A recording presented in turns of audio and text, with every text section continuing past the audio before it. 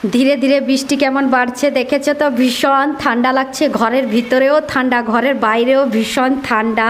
তো এমনিতে তো ক্যামেরাতে বোঝা যায় না, এই টপের দিকে তাকালে কিন্তু তোমরা অবশ্যই বুঝতে পারবে যে কি পরিমাণে বৃষ্টিটা এখন শুরু হয়েছে এত ঠান্ডার মধ্যে। তার মানে ভাবতে পারছো তো থাকবো কি করে এত ঠান্ডার মধ্যে, সেইটাই ভাবছি গো। Hello friends, welcome back to my channel Shivani lifestyle. Good morning সবাইকে। তোমরা সবাই কেমন আছো? আশা করি তোমরা সবাই ভালো আছো, আমরাও ভালো আছি। তো এখন বাজে সকাল 8টা, আর এখন যে সকাল 8টা বাজে ওয়েদার দেখে তোমরা বুঝতে পারছো না তাই না? তো ঠিক সেই রকমই আমিও বুঝতে পারিনি যারা। তো আজকে যেহেতু সানডে আর উঠতে একটু দেরি হয়ে গেছে, একটু না অনেক দেরি হয়ে গেছে।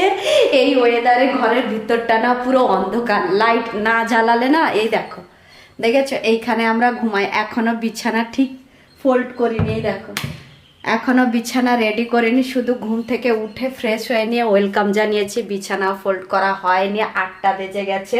তো এই ওয়েদারে এই ঘরের মধ্যে না পুরো অন্ধকার দেখা যায় জানো তো, শুধু লাইটটা জ্বালিয়েছি বলে এইরকম ফ্রেশ দেখা যাচ্ছে, নাহলে পুরো অন্ধকার। আসলে যেইটাতে যে আমরা ঘুমাই না, মানে এই রুমটাতে যে আমরা ঘুমাই না, একটাও জানালা নেই, দেখো একটাও জানালা নেই। সেই জন্য না বাইরের আলোটা না এই ঘরের ভিতরে আসতে পারে না, সেই জন্য বুঝতে পারি না জানো তো। রোদ আরো উঠলে বুঝতে পারি, কিন্তু রোদ আরো না উঠলে না বুঝতে পারি না জানো তো। সেই জন্য আজকেও হয়েছে সেরকম। উঠেছিলাম 4:30টার দিকে, 4:30টার দিকে উঠেছিলাম।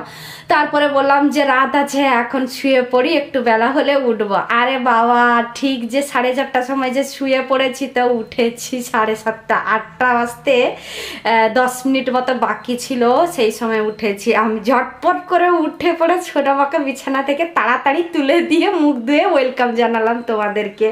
তো আজকে ভাগ্যিস সানডে ছিল, একটু দেরি হলেও কোনো অসুবিধা নেই। তো সেই জন্যই, কিন্তু সোনামার স্কুলের দিন যদি হতো তাহলে কি করে মেনটেন্স করতাম সেটাও আমি নিজেই জানি না। তো চলো, আজকে দেরি যখন হয়ে গেছে ঝটপট করে কাজ শেষ করতে হবে, দিলে টাইমে হয়ে যাবে। যতই তাড়াতাড়ি কাজ শেষ করি না কেন, যতই তাড়াতাড়ি কাজ করি না কেন, টাইমে হবে না, কারণ আজকে অনেক দেরি হয়ে গেছে।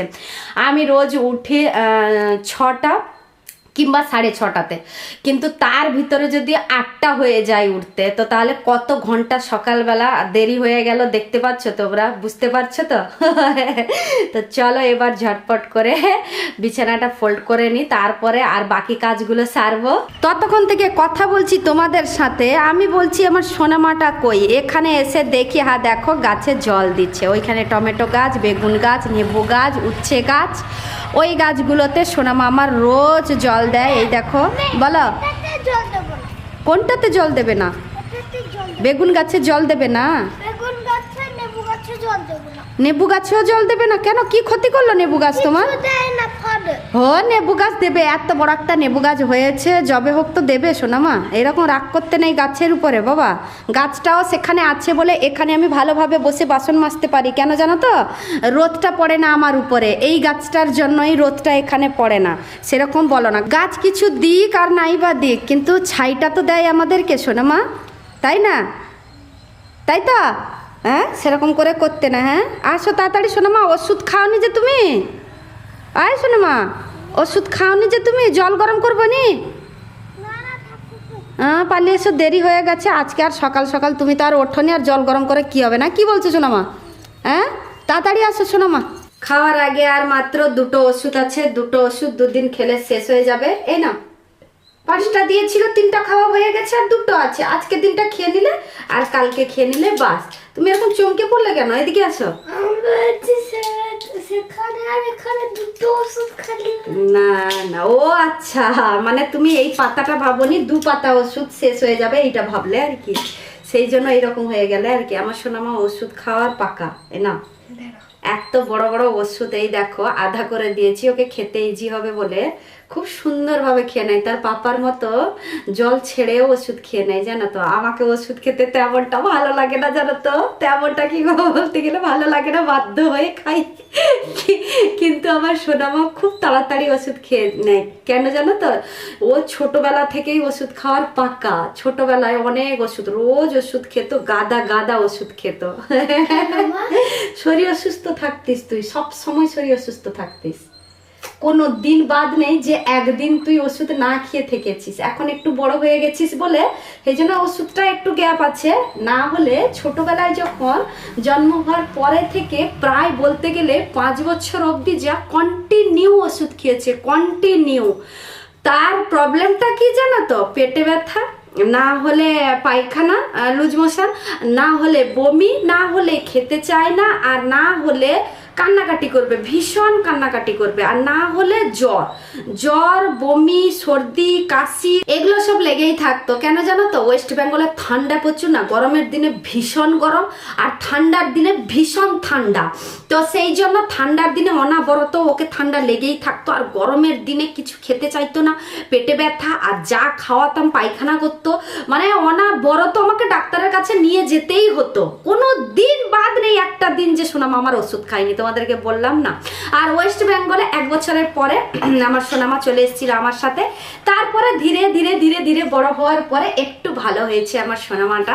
আর না হলে ছোটবেলায় যেভাবে আমাকে বিরক্ত করাতো আর নিজে যতটা কষ্ট পেয়েছে, ভগবান করুক এইরকম যেন কোনো বাচ্চাকে কষ্ট না দেই বাবা। সবাই ভালো থাকুক, যে যেখানে থাকুক না কেন সবাই ভালো থাকুক, তাই তো সোনামা? হ্যাঁ, এবার যা বাবা তুমি পড়তে বসো সোনামা। একটু সময় করে, আজকে সানডে হয়েছে, বাড়ির ওপাশে গিয়ে গিমা বাগানে একটু ঘাসটা পরিষ্কার করতে হবে, অনেকগুলো ঘাস হয়ে গেছে, ঘাস বড় বড় হয়ে গেছে, গিমা ছোট ছোট দেখা যাচ্ছে। হ্যাঁ, কি দেখাবে? গিমা ছোট ছোট হয়ে গেছে জানো তো। আর ডালাপালা দিয়ে ওইখানে লুকিয়ে রেখেছি জানো তো, না হলে না সব গরু এসে খেয়ে যেত। কিরকম করে করলে বোতল জানি না, পড়ে গেছিল, তারপর উঠে দেখলাম। আব্বা আমি এখানে স্পুন দিয়ে করছিলাম, মানে ট্রাই করছিলাম, হলো না, স্পুনটা তো আর বাঁকা না, সোজা, তো এই জায়গাটাতে বেঁকে যাচ্ছে। তাহলে এখানে আমি ঠিক করব কি করে? এর আগের ব্লগে তোমাদেরকে দেখিয়েছিল সোনামা আমার, তো মানে বোতলটা হাতে থেকে পড়ে গেছিল, তারপরে উঠে যখন দেখে বোতল ঠিক হয়ে গেছে। বাহ, এ তো ম্যাজিক হয়ে গেল সোনামা। হ্যাঁ, নাস্তা কি করবো বলো? সোনামা নাস্তা কি করবে বলো আজকে? ম্যাগি? না, ম্যাগি এখন শরীর ভালো নেই, ম্যাগি সোনামা।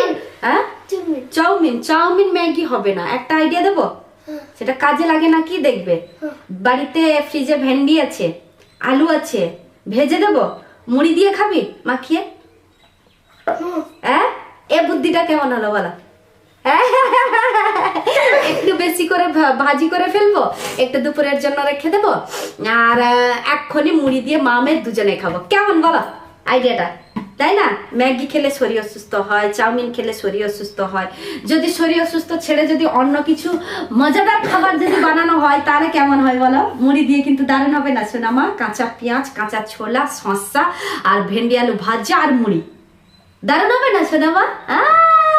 তাহলে চলো ঝটপট করে ফ্রিজ থেকে বের করে নিয়ে আসি ভেন্ডি আর আলু, বাড়িতে কারেন্ট আছে, ঝটপট করে ইন্ডাকশনে বানিয়ে ফেলবো, কি তাই তো সোনামা? ফ্রিজ থেকে ভেন্ডিটা বের করে নিয়ে এসে কেটে নিয়েছি ছোট ছোট করে। আর এই ভেন্ডিগুলো না অনেক বড় বড় ভেন্ডি ছিল, কিন্তু ভিতরে বীজটা দেখো কত ছোট ছোট বীজ, দেখো অনেক ভেন্ডিগুলোর ভিতরে বীজই ছিল না, টোটালি বীজ ছিল না। এটা কি ভেন্ডি আমি নিজেই জানি না। ভেন্ডিগুলো কাটার সময় আমাকে একটু সন্দেহ হচ্ছিল, কিন্তু ভেন্ডিগুলো খুব নরম ছিল, অনেক বড় বড় ভেন্ডি কিন্তু নরম ছিল জানো তো। অনেক ভেন্ডির ভিতরে বীজও ছিল না, দাঁড়াও তোমাদেরকে দেখাচ্ছি, দাঁড়াও। এই দেখো, ভেন্ডির ভিতরে একটা কি দুটো এরকম করে বীজ ছিল, আর বাকিটাতে বীজ ছিল না জানো তো, অনেক নরম ভেন্ডি। এই ভেন্ডিটা একটু অন্যরকম ছিল। তো চলো তাহলে এপাশে আলুটাও কেটে নিয়েছি, ভেন্ডিটা আর কিছু রেখেছি কভারের মধ্যে, দাঁড়াও তোমাদেরকে দেখাচ্ছি, দাঁড়াও। ভেন্ডিগুলো দেখালে না তবেই গিয়ে তোমরা বুঝতে পারবে। এই দেখো, এই ভেন্ডিগুলো দেখো, একদম বীজ নেই। এই ভেন্ডিগুলো অনেক নরম, কিন্তু এই ভেন্ডির ভিতরে একদম বীজ নেই। কত বড় বড় ভেন্ডি দেখেছো? দেখেছো? একটা দুটো ভেন্ডিতে বীজ ছিল, আর বাকি ভেন্ডির ভিতরে না একদম বীজ ছিল না, একটা কি দুটো এইরকম হবে মনে হয় বীজ ছিল। এটা কি ভেন্ডি তোমরা জানলে অবশ্যই কমেন্ট করে জানাবে। আমার তো এপাশে কড়াই গরম হয়ে গেছে, চলো ঝটপট করে তাহলে ভেজে নেই। ভেন্ডি আর আলুটা কড়াইতে দিয়ে পরিমাণ মতো লবণ আর হলুদ দিয়ে মিক্স করে নিয়েছি। এবার ঝটপট করে ঢাকনা লাগিয়ে বাকি পেঁয়াজ, কাঁচা লঙ্কা এগুলো সমস্ত কেটে নিয়ে ভাজি করে নেব। ভেন্ডি আলু ভাজা হয়ে গেছে, এই দেখো গরম গরম ধোঁয়া উঠছে। আর তার সাথে এই পাশে দেখো মুড়ি নিয়ে নিয়েছি, আর তার সাথে পেঁয়াজ কুচি করে নিয়েছি। সোনামা তো কাঁচা ছোলা খায় না আর শশাও নেবে না বললো, সেই জন্য শুধু খালি পেঁয়াজ দিয়ে আর ভাজি দিয়ে সোনামাকে মাখিয়ে দেবো, দিলে সোনামা গড় গড় করে খেয়ে নেবে। সোনামা আমি খাবো না। কি বললে? আমি খাবো না। কেন? সোনামা তোমার সাথে যে খাবো, যে বললাম যে আমার কাজটা আছে, জল এসছে জল ভরবো সোনামা, ব্রাশ করিনি ব্রাশ করব, আমি কেক খাবো, তুমি কেক খাও না, তো তাহলে আমি যদি এক্ষুনি খেতে বসে যাই কেকগুলো নষ্ট হয়ে যাবে না? বাবা বাবা কত আদর করে কেক নিয়ে এসেছিলেন সোনামা, তাই না সোনামা? তোমাকে বুঝিয়ে বললে তুমি শোনো না বাবা, হ্যাঁ তাই না সোনামা? এরকম আমার উপরে রাগ করতে হয় আজকে রবিবারে? হ্যাঁ মন খারাপ লাগবে না সোনামা রাগ করলে? হ্যাঁ খেয়ে নেবে তো বাবা? সত্যি তো বাবা? থ্যাংক ইউ সোনামা। এই না আমার সোনামাটা বেস্ট সোনামা, আমার সোনামাকে বুঝিয়ে বললে আমার সোনামা কোনো সময় রাগ করে না, বকে না, মন খারাপ লাগে কিন্তু বুঝিয়ে বললে আমার সোনামা রাগ করে না, তাই না সোনামা? আস্তে আস্তে করে খাবো, যখন তুমি আসবে তখন তোমার সঙ্গে গিয়ে বসে খাবো। হ্যাঁ যা ঠিক আছে সোনামা, খেয়ে নাও। হ্যাঁ সোনামা ঠিক আছে বাবা, পড়বে পরে পড়বে, আগে খেয়ে নাও, আজকে অনেক দেরি হয়ে গেছে না বাবা সেই জন্য। হ্যাঁ আগে খেয়ে নাও। হ্যাঁ সোনামা, রেখে দাও, বুক রেখে দাও বাবা। দেখেছো আমার সোনামা কত সুন্দর কথা শোনে। লিখে দেবো। হ্যাঁ যা ঠিক আছে তাহলে লিখে দাও বাবা, সেইটুকুনি লিখে দাও। হ্যাঁ লিখে দিয়ে খেয়ে নেবে। আমি জল ভরতে গেলাম সোনামা। ব্রাশ করে জাস্ট ঘরের ভিতরে ঢুকেছি, কিরকম বৃষ্টিটা পড়ছে দেখো। এটা ওয়েদার দেখে তোমরা কিন্তু বুঝতে পারছো না বৃষ্টি পড়ছে কি পড়ছে না। এই দেখো টপের দিকে তাকালে তোমরা অবশ্যই বুঝতে পারবে যে কি পরিমাণে বৃষ্টিটা পড়ছে। এই দেখো দেখতে পাচ্ছ। আর এই বৃষ্টিতে আমার কাপড়গুলো সব ভিজে গেলে কি হবে তোমরাই বলো। আজকে কাপড় কিন্তু আমি কাচ্ছিনি, এই কাপড়গুলো কিন্তু কালকারারই কাপড়গুলো সব ধুয়ে শুকিয়েছিলাম। কালকে ওই একটু হালকা রোদ দিয়েছিল, তেমনটা রোদ দিয়েছিল না, কিন্তু আজকে রোদ তো দূরের কথা, মেঘলা ওয়েদার তার সাথে দিয়েছে বৃষ্টি। তোমরাই বলো এই ঠান্ডাতে যদি এইরকম করে বৃষ্টি দেয় তাহলে থাকবে কি করে মানুষ, তোমরাই বলো। আরও ভিজা আছে, কালকে একটু দেরি হয়ে গেছিলো কাপড় কাচতে, তো সেই জন্যই কাপড়গুলো শুকতে আরও বাকি আছে। এখানে হাওয়াতে পড়ে যাবে বলে সোনামার ইউনিফর্মটাকে কীরকম বোতামটাতে লাগিয়ে দিয়ে শুকিয়েছিলাম, এখানে একটা পড়ে গেছে। এ বাবা প্রচণ্ড বৃষ্টি পড়ছে, দেখেছো কি পরিমাণে বৃষ্টিটা পড়ছে দেখেছো? এ বাবারে আমার সোনামা কিন্তু খুব খুশি হয়ে মজা নিয়ে নিয়ে খাচ্ছে এপাশে ঠান্ডাতে। আমি ওপাশে জানলাটাও লাগিয়ে দিয়েছি হাওয়া ঢুকছিল বলে। সোনামা ভালো হয়েছে, সত্যি ভালো হয়েছে, থ্যাংক ইউ সোনামা। খেয়ে নাও খেয়ে নাও খেয়ে নাও। ধীরে ধীরে বৃষ্টি কেমন বাড়ছে দেখেছো তো, ভীষণ ঠান্ডা লাগছে, ঘরের ভিতরেও ঠান্ডা, ঘরের বাইরেও ভীষণ ঠান্ডা। তো এমনিতে তো ক্যামেরাতে বোঝা যায় না, এই টপের দিকে তাকালে কিন্তু তোমরা অবশ্যই বুঝতে পারবে যে কি পরিমাণে বৃষ্টিটা এখন শুরু হয়েছে এত ঠান্ডার মধ্যে। তার মানে ভাবতে পারছো তো থাকবো কি করে এত ঠান্ডার মধ্যে, সেইটাই ভাবছি গো। ঘরের ভিতরে সমস্ত কাপড় শুকিয়ে দিয়েছি, এই দেখো। আর বাইরে যা বৃষ্টি পড়ছে, যা বাতাস হচ্ছে, কি করে স্নান করবো আমি নিজেই জানি না, কিন্তু আমি রোজ স্নান করি, যতই ঠান্ডা পড়ুক না কেন আমি ঠান্ডা জলে রোজ স্নান করি। আজকে একটু কীরকম জানি না, ঠান্ডাটা বেশি লাগছে। আর আউরেকাই বিক্রি করতে এসেছিলো, এই দেখো আউরেকাই নিয়েছি, 50 টাকা নিয়ে গেছিলাম, আধা কেজি 25 টাকা দিয়ে নিয়ে এসেছি। এই দেখো আউরেকাইটা না বিশেষ ভালো না জানো তো, ভিতরে বীজগুলো কেমন আমি নিজেই জানি না, উপরে একটা কেমন যেন লাগছে। তো যে আউরেকাই যে বিক্রি করতে এসেছিলো না, ওই লোকটা চলে গেছিলো জানো তো, তো ওকে আমি ডেকে নিয়ে ঘুরিয়ে নিয়ে এসেছি বাড়ির কাছে। তো না নিলে হয় তোমরাই বলো, কেমন যেন একটা লাগলো যে না বলবো আউরেকাইটা দেখে, তো নিয়ে নিলাম। সেই জন্য আধা কেজি নাহলে 1 কেজি নিতাম। তো চলো তাহলে ব্রাশটাও তো করা হয়ে গেছে, কাপড়গুলো সব শুকানো হয়ে গেছে, কেকটাও এপাশে বের করে এনেছিলাম। কেকটা খাবো বলে এই আউরেকাই বিক্রি করতে এসেছিল বলে চলে গেছিলাম আউরেকাই আনতে, এক্ষুনি খেয়ে নেবো কেক। তো চলো তাহলে আজকের ব্লগটা এই পর্যন্ত। তোমাদের যদি ভালো লেগে থাকে তাহলে তোমরা লাইক করবে, কমেন্ট করবে, শেয়ার করবে, সাবস্ক্রাইব অবশ্যই করবে। যারা আমার চ্যানেলে নতুন আছো প্লিজ তারা সাবস্ক্রাইব করে আমাকে সাপোর্ট করো।